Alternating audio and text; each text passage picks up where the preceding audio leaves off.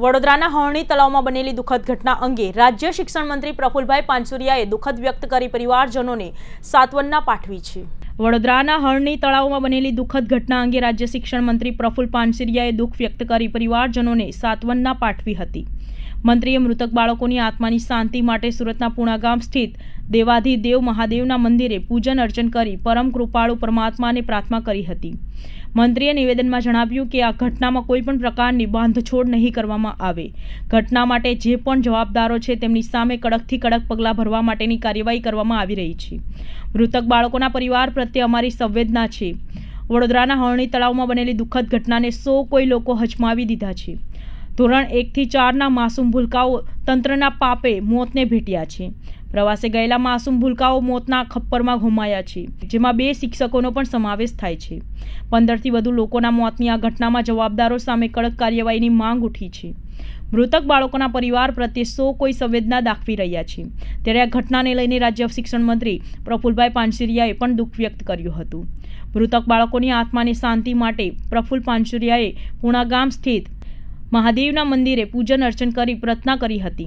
વધુમાં મંત્રીએ ઘટના અંગે નિવેદન આપતા કહ્યું કે ઘટનામાં તમામ પ્રકારની પ્રવૃત્તિ અને બચાવ રાહત કામગીરી અધિકારીઓ દ્વારા સંવેદના સાથે કરવામાં આવી રહી છે। જે દોષિતો છે તેમના સામે FIR પણ દાખલ થઈ છે। આ દુઃખદ ઘટનામાં જો કોઈ પણ પ્રકારની બાંધછોડ નહીં કરવામાં આવે, જે ઘટના ઘટી છે અને ભવિષ્યમાં આ પ્રકારની ઘટના ન બને તે માટે જે કોઈ લોકો જવાબદારો છે તેમની સામે કાયદાકીય રાહે કડક કાર્યવાહી કરવામાં આવી છે। આ મામલે પોલીસ પણ ખૂબ જ સક્રિયતાપૂર્વક કામ કરી રહી છે। આજ રોજ શિવ મંદિરે ગુજરાતની અંદર વડોદરામાં જે દુઃખદ ઘટના ઘટી હતી એ બાળકોના દિવ્ય આત્માને શાંતિ પ્રાપ્ત થાય હેતુ પ્રાર્થના કરી 22 તારીખે અયોધ્યામાં રામ મંદિરમાં જ્યારે મૂર્તિ પ્રતિષ્ઠાનો ભવ્ય કાર્યક્રમ છે એ પ્રસંગે શિવ મંદિરની અંદર સફાઈ અભિયાન પણ કરવામાં આવ્યું છે। મંદિરો એ ભારતીય સંસ્કૃતિને જીવંત રાખી છે અને સુખ દુઃખમાં માણસને જો ક્યાંય શાંતિ પ્રાપ્ત થતી હોય તો એ મંદિર છે।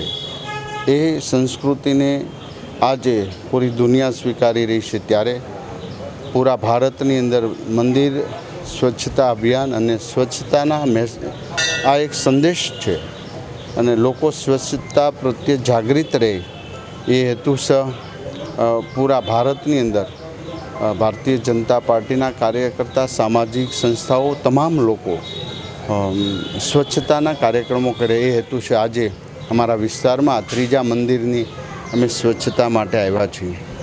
ફરી વખત ગુજરાતની અંદર ઘટના જે વડોદરામાં બની ન બને એવી પ્રાર્થના કરીએ છીએ અને પ્રભુને એવી પ્રાર્થના કરી પરિવાર પર આવી પડેલા દુઃખને સંવેદના વ્યક્ત કરીએ છીએ।